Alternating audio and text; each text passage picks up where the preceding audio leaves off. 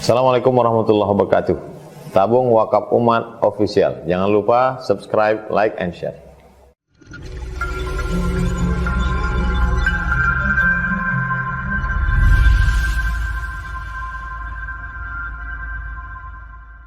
Bismillahirrahmanirrahim. Assalamualaikum warahmatullahi wabarakatuh. Waalaikumsalam warahmatullahi wabarakatuh. Alhamdulillah wassalatu wassalamu ala rasulillah wa ala alihi wa sahbihi wa man tabi'ahu wa mawalah. Jamaah dimanapun berada yang menyaksikan program kita pada kesempatan ini, talk show penyembelihan hewan yang benar menurut syariat Islam pada tanggal 13 Februari hari Sabtu 2021 di Hotel Grand Jatra Pekanbaru. Kita bersama dengan Al-Mukarram Ustadz Ali Subarkah, Ketua Umum Juleha Indonesia. Pertama yang ingin saya tanya, Assalamualaikum Ustadz. Waalaikumsalam warahmatullahi wabarakatuh. Apa kabar? Kabar baik. Kapan sampai dari Jakarta? Dari Jakarta kemarin Jumat siang. Masya Allah. Dengan rombongan ya? Iya, dengan rombongan. Juleha. Apa Juleha ini? Juleha adalah salah satu singkatan daripada juru sembelih halal. Di mana itu salah satu wadah yang mana konsep daripada penyembelihan di masyarakat yang sesuai dengan syariat. Juleha juru sembelih halal. Ingin agar masyarakat menyembelih hewan dengan cara yang sesuai syariat Islam. Syariat Islam. Mengapa memilih nama Juleha? Juleha itu kan perempuan. Sedangkan yang menyembelih ini laki-laki. Apa asbabun nuzulnya? Asbabun nuzul. Jadi kenapa bisa menjadi Juleha? Konotasi bahasanya harusnya Juliha. Ya. Karena bertepatan itu yang berbahasa Juleha itu orang Madura. Betulan mereka sebagai penggagas, penginisiasi tentang apa yang dinamakan tukang sembelih ini. Ya. Konotasi bahasa tukang sembelih ini jangan dikatakan lagi tentang jagal. Bahasanya terlalu keras, menakutkan. Kasar, menakutkan. Jadi kita bentuk yang namanya juru sembelih halal. Gitu, okay. Dan setelah pakai nama Juleha, menyembelih itu menjadi tidak menakutkan. Tidak menakutkan, bahkan lebih yang pernah Tuan Guru praktekkan ya seperti itulah. Juleha tidak menampakkan bahwa Juleha itu pakaiannya tidak rapi, tidak bersih gitu kan. Lebih tapi soft, ya? Kita lebih soft, kelihatan oh Juleha ternyata penyembelihnya tidak hanya sekedar tukang sembelih, tapi bagaimana performan diri kita itu menunjukkan bahwa diri kita memang sebagai juru sembelih yang istilahnya oke lah, mantap gitu, keren gitu. Kalau mau bergabung ke Juleha apa syaratnya? Syaratnya Islam. Adapun tidak kenapa? Islam balik dan Islam berakal. balik dan berakal. Tuan gitu. Masya Allah. Kita sebelum melakukan penyembelihan hewan itu, apa saja yang perlu dipersiapkan seorang penyembelih? Sebagai juru sembelih itu yang dipersiapkan yang terutama disunahkan berwudu, terus mempersiapkan peralatan yang memang sudah siap untuk menyembelih, seperti pisau, peralatan apron, sepatu bot, safety glove, sarung tangan, betul. Sama masker. Jadi selama ini nampaknya berarti banyak tukang sembelih ini tak punya persiapan. Betul, Tuan Guru. Padahal itu berdampak seandainya binatang kalau tangannya tidak pakai sarung tangan, seandainya terjadi sesuatu, pisau tajam, betul, bisa mencederai mereka. Binatangnya selamat, dianya kena. Dia yang cedera. Karena sudah menjadi suatu pengalaman saya pribadi pun seperti itu. Ketika kita lalai dalam konteks safety untuk keamanan diri itu jauh lebih utama ketimbang kita menyembelih saat tidak menggunakan safety. Beberapa waktu yang lalu, tepatnya setelah Idul Adha, saya mendapat video tentang penyembelihan di suatu daerah disembelih dengan pisau dapur yang tumpul. Innalillahi. Bagaimana cara menajamkan alat sembelih pisau? Ada dua cara untuk menajamkan pisau. Pertama, kita asah menggunakan mediasi, batu asah. Ya, ketika kualitas daripada pisau itu sudah mumpuni, sudah siap untuk digunakan untuk sembelih, bisa digunakan mediasinya dengan merobek kertas dengan pisau tersebut. Cara ngetes tajamnya? Betul. Mungkin robek, ada ya? pisaunya gitu. Ada pisau. Masya Allah. Ini cara ngetes pisau cara tajam pisaunya, atau tidak? Mungkinan ini speknya bukan pisau untuk sembelih, tapi ketajamannya yang perlu kita perhatikan, karena sebaik-baiknya sembelih itu pisaunya yang tajam. Tajam. Seperti ini contohnya.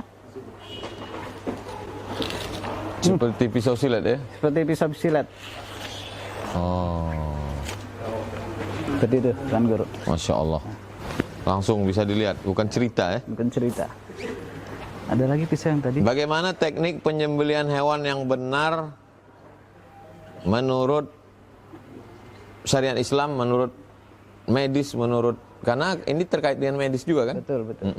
Dokter hewan. Teknik penyembelihan dalam mediasi penyembelihan hewan ada berupa kambing, sapi ataupun ayam. Itu tekniknya ketika kita menyembelih, pastikan bahwa hewan itu memang sudah siap untuk disembelih. Karena banyak yang menyembelih. Dari mana kita tahu dia siap? Hewannya sudah direbahkan. Udah jatuh. Sudah jatuh. Jadi intinya pisau yang kita harus keluarkan ketika hewan sudah jatuh, baru pisau kita keluarkan. Jangan sampai ketika hewan belum jatuh, pisau sudah siap untuk pakai. Khawatir sapi ataupun kambing itu berontak, mencidrakan orang lain, pisau ini bisa mencidrakan yang lain juga, seperti itu. Dan Juleha praktek ya, bukan teori? Praktek. Berapa hari biasanya praktek Ustadz Subar? Praktek itu bisa hampir kurang lebih 3 hari, Pak. 3 hari full? Full. Keluar 3 hari siap menyembelih? Insya Allah. Masya Allah. Saya hari ini full dengan sembelihan. Pagi tadi acara bersama dokter-dokter khitan. Dokter khitan.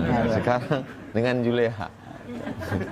Bisa jadwalnya satu jadwal nih, Masya Allah.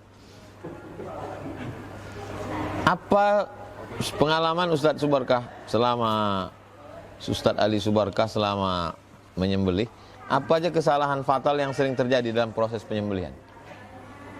Kesalahan yang sangat fatal dalam proses penyembelihan, safety diri kita pribadi, tidak menggunakan sarung tangan ketika kita ada konsep, ada sistem cara menyembelih.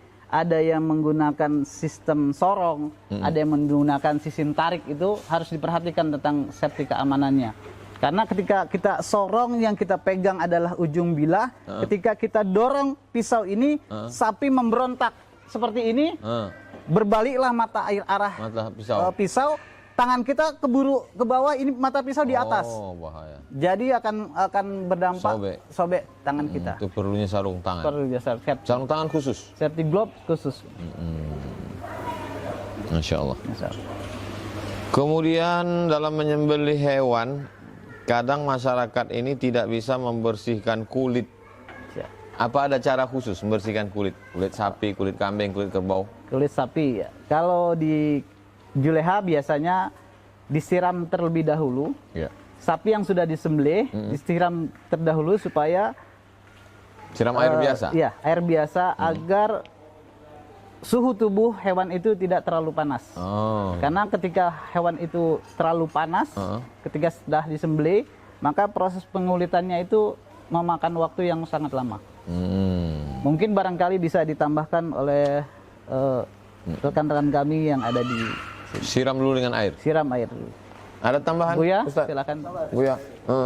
Masalah pembersihan kulit itu ada 2 metode. Metode bakar sama air. Kalau metode bakar ini jadi pakai seperti gas las itu. Iya, semburkan. Iya, semburkan. Tapi ada metode yang air. Iya. Nah, airnya agak lebih sulit karena membutuhkan kepekaan dalam temperatur panas suhu tubuh hewan. Airnya. Airnya, suhu airnya. Kan panasnya itu nunggu mengulit ya. Jadi nggak boleh sampai betul lewat panasnya. Setengah kurang tidak bisa. Airnya air mendidih. Bukan. Kalau hampir mendidih. Temperaturnya harus. Iya pas. Oke. Terlalu panas nanti malah nggak jadi. Kalau sudah pas baru dimasukkan. Terus kulit yang udah kena dua metode kita pakai dengan air panas atau dengan semburan api. Ya. Kalau kulit sapi misalnya, itu masih bisa dipakai untuk beduk untuk rebana? Nggak bisa. Nggak bisa lagi? Nggak bisa, itu dikonsumsi. Oh, itu pastinya untuk makan. Untuk kerupuk ya? Iya. Jangan dibayangkan dulu kerupuknya. Nanti kita masih fokus. Tambah lagi. Kalau di Jawa itu ada biasanya itu mau membersihkan kulit itu dalam kondisi masih utuh, sapi belum kuliti. Iya. Ini kurang bagus. Sebab kulit kalau kondisi masih utuh, daging jadi kondisinya itu turun, matang sebelum dimasak. Matang sebelum dimasak. Iya, karena kan air panas. Iya. Atau kena api. Terus seperti jeruan itu menguap. Hawanya itu masuk ke daging. Masuk bakteri, tembus. najis kotorannya masuk ke daging. Iya, tembus baunya. Oh, bisa baunya melekat ya? Iya, dan lebih baik itu dilepas dulu, terus dibersihkan. Sebaiknya tidak gunakan dua cara tadi? Enggak, maksudnya dikuliti dulu. Kuliti dulu. Baru bersihkan bulunya. Oke. Masya Allah, banyak kita dapat ilmu. Bagaimana cara membersihkan perut yang tepat dan steril agar tidak bercampur antara daging dengan najis? Ada caranya. Kalau di juleha itu ketika kita sudah menguliti seekor hewan yang sudah disembelih, Ya. Diupayakan agar tim daripada pengulitan itu mereka harus siapkan air untuk membersihkan tangan yang mereka gunakan memegang kulit. Jadi agar benar-benar safety, agar benar-benar higien sanitasi daripada tangan kita memegang kulit ketika memuliti hewan itu tidak tersentuh dari apa yang kita pegang kulit ini kepada tubuh hewan yang sudah dipotong. Dan cara untuk melepaskan kotoran supaya tidak bau yang tadi disampaikan, tentunya kita buang terlebih dahulu kotorannya, jeroannya, dikupas perut, dibedel dulu perutnya, setelah dibedel dikeluarkan isi jeroannya. Setelah itu baru kualitas daging itu akan lebih baik. Mungkin bisa ditambahkan dengan tambahan, Ustaz. Kalau kita menyembelih hewan, umpama ini gambarannya ada 30 ekor. Ya. Kita harus melihat kapasitas pengulit, bukan pengulitnya. Sama 30 ekor, ditambahnya ada 3. 3 orang. 3 orang. Jadi kita potong 3 dulu. 3 ekor dulu. Iya, kalau kelamaan dipotong, tidak lekas dikulitin, otomatis jeruan ini akan merusak daging. Oh, berapa jam baru bisa dia merusak daging setelah penyembelihan? Kemudian, sampai jam, 15 menit aja. Rusak daging. Jadi mestinya begitu potong langsung belah. Langsung dikulitin dulu. Kalau yang ahli kan mungkin menguliti, kalau kambing itu paling lama 10 menit sudah selesai. Kalau sapi paling tidak kalau orang 4 atau orang 2 itu 15 menit sudah selesai. Iya. Ahli. Jadi kita melihat spek dari jurus kulit. Iya. Nah, jadi kita harus melihat spek jurus kulitnya. Jadi jangan semua potong. Nanti kelamaan ini jadi kembung. Kembung. Masuk angin. Jadi kotoran yang ada di dalam jeruan itu sulit untuk dibersihkan. Karena antara lemak dan kotoran sudah menyatu kena angin. Sudah menyatu kena angin. Jadi mau mesti cepat. Cepat mungkin. Jadi tim itu harus 3 orang. Jadi potong 3 dulu. Jeruan keluar ada tim jeruan sendiri. Iya. Lalu lekas dibersihkan. Ada spesialis. Terus menyediakan air yang sudah mendidih untuk memasakkan supaya tidak bau. Jadi kita bagian orang tuh tidak mau kondisi setengah matang. Iya. Jeruan itu. Jeruan setengah matang. Iya. Karena udah kena air hangat, panas. Kan sudah steril. Steril. Baik, kita lanjutkan Ustadz Ali Subarkah. Siap. Kalau sudah pisau ini dipakai, gimana cara merawatnya supaya awet? Bisa dipakai terus? Ya, siap. Jadi ketika sudah proses penyembelihan sudah selesai, otomatis bilah itu akan terkontaminasi oleh darah yang terpancar dari semburan yang sudah disembelih lehernya, Leher hewan. itu harus segera dicuci. Tuan Cuci. Guru. Setelah dicuci, Ya. dielap kering, diberikan minyak untuk apa namanya, menjaga daripada Minyak apa? minyak wax ataupun minyak singer. Minyak singer Iya. untuk mesin jahit. Betul, Tuan Guru. Bisa untuk itu. Agar tidak terkorosi daripada darah. Terus Karena ada yang bilang mesin apa kayak mesin. Ada yang bilang pakai minyak zaitun itu gimana? minyak zaitun boleh juga. Bisa juga. Bisa juga. Ada campuran lain? Tidak ada, itu aja. Ada tak waktu walaupun dia tidak dipakai sekian lama dia akan rusak atau gimana? Ada? Oh, ada. Itu kemungkinan kalau kita tidak rawat bilah itu akan tererosi oleh lembab yang ada di dalam sarung golok itu. Yang lebih harus dikontrol lagi ketika sarung golok itu terbuat dari hewan. Dari hewani, dari tanduk ataupun dari kulit gitu. Ya. Itu yang akan membuat lembab daripada bilah Mungkin tersebut. berjamur dia. Berjamur, betul. Saya melihat sendiri, Ya. saya juga punya pisau hadiah dari Juleha. Yang dipakai oleh pegiat Juleha itu kan tajam. Ya. Oke, kertas, dan saya pakai sendiri waktu nyembelih tahun lalu. Itu bagaimana masyarakat mau Idul Adha. Sekarang sudah masuk bulan Rajab, Sya'ban, Ramadan, Syawal, Zulqa'dah, Zulhijjah. 4 bulan lagi kira-kira nabungnya bisa nggak untuk dapat pisau nih? Gimana cara dapatnya, berapa harganya? Bila itu konotasinya jangan sampai ketika kita ingin menyembelih memiliki bila itu yang harganya pun mahal ada, yang murah ada gitu.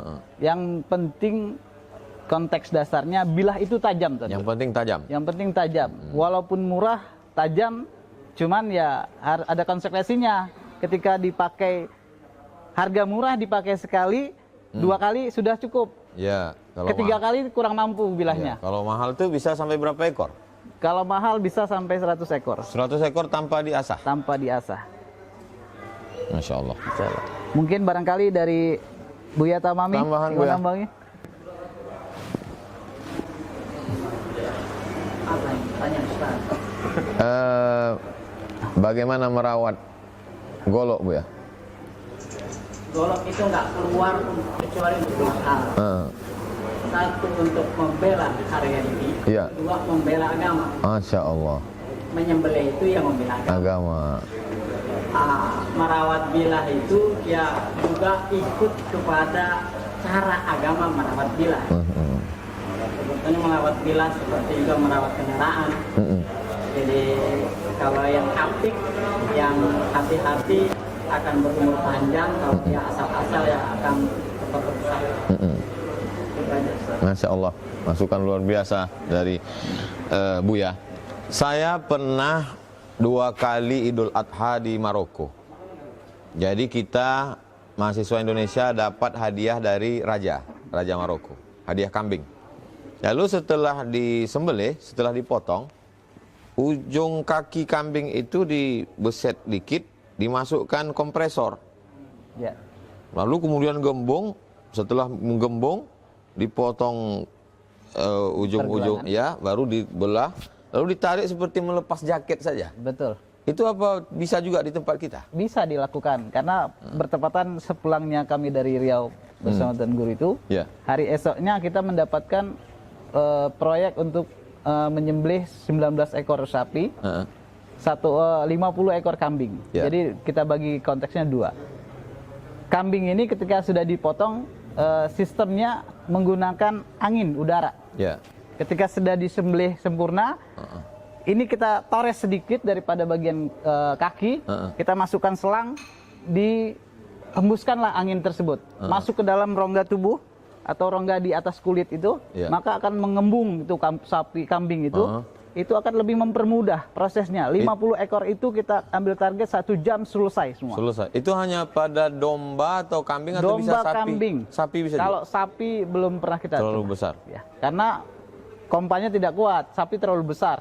Itu asal beset langsung masuk atau ada saluran tertentu? Enggak, langsung beset dia langsung masuk selang. Saya setahun yang lalu di Sudan Siap. bertamu ke rumah dosen pembimbing saya. Begitu sampai di sana, ternyata mereka menjamu tamu itu dengan menyembelih kambing. Betul. Kambingnya di depan rumah, kata dia pas saya mau lewat, langkahi kambingnya. Begitu cara kami menjamu tamu di sini. Jadi saya langkahi kambingnya.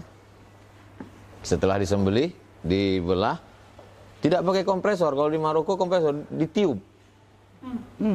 Jadi saya mikir, kayak dia niup balon. Apakah ada jalur khusus sehingga mudah atau memang orangnya kuat atau? Memang di bawah kulit ini ada rongga apa namanya? Ruang kosong. Ruang kosong yang akan mudah masuk angin itu. Oh, sehingga tinggal belah saja. Ya. Masya Allah. Tidak halnya dengan manusia kan suka masuk angin ya, karena di rongga-rongga kita itu ada ruang untuk angin. Ada ruang untuk angin.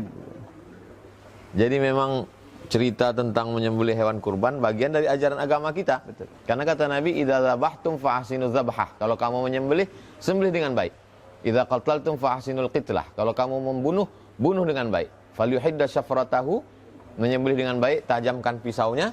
Wal yurih dzabihatahu, buat binatang itu mati dalam keadaan tenang. Jadi praktek dari hadis yang kita baca itu ya seperti yang dijelaskan Ustadz Subarkah dengan Buya Al-Mukarram, sahabat-sahabat dari Juleha. Tidak boleh mencabut pisau ketika kambing sapi belum siap.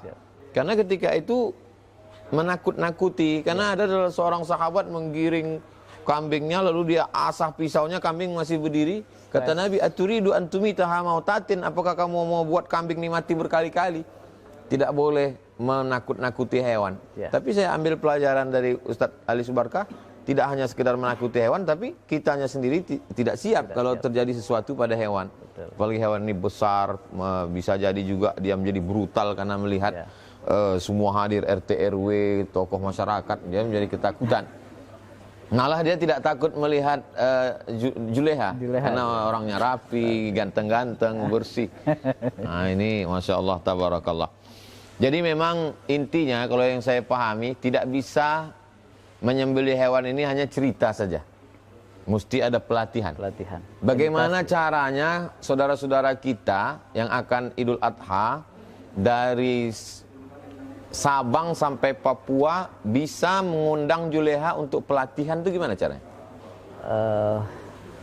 Mungkin sekretaris saya bisa sampaikan. Silakan. Ya, kalau di daerah di seluruh Indonesia ingin mengadakan pelatihan, Juleha punya wilayah di 17 provinsi di Indonesia. Ada 17 wilayah. Atau nanti di video bisa dimasukkan running text. Nomor kontak yang bisa, karena mereka semua mau menyelamatkan sembelihan. Betul. Bisa nanti menghubungi di kami langsung di pimpinan pusat, Dewan Pimpinan Pusat Juleha. Nanti akan kita akan kita sampaikan ke DPW yang terdekat. Oke. Mungkin nanti bisa menghubungi di nomor berikut ini ya. Masya Allah. Insya Allah. Jadi silahkan, kita terbuka untuk dimanapun akan mengadakan pelatihan atau membutuhkan jasa kita juga. Masya Allah. Kita akan bantu. Masya Allah. Apa pesan-pesan yang ingin Ustaz Ali sampaikan? Pesan kami untuk masyarakat di seluruh wilayah Indonesia, mari tingkatkan peduli tentang kehalalan, karena ini salah satu penghambat ketika kita berdoa, Allah tidak ijabah doa kita. Karena lantaran kita tidak peduli tentang kehalalan. Mari siarkan sembelih halal Nusantara Indonesia. Masya Allah. Rajulun as'as, ada seorang laki-laki yang rambutnya kusut, akbar berdebu, yamuddu yadaihi ila sama, tangannya dia tengadahkan ke langit, tapi doanya ditolak. Mat'amuhu haram, makanannya haram. Mashrabuhu haram, minumannya haram. Malbasuhu haram, pakaiannya haram. Wa ghudhiya bil haram, diberi makan haram.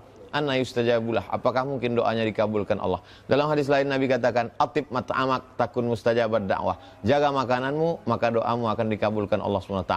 Kulu, makanlah halalan thayyibah, yang halal, suci, bersih, sesuai dengan tuntunan syariat Islam. Kalau kita mau paham, ngerti, praktek, jangan lupa hubungi Juleha, juru sembelih halal. Berkah selalu, terima kasih. Assalamualaikum warahmatullahi wabarakatuh. Waalaikumsalam.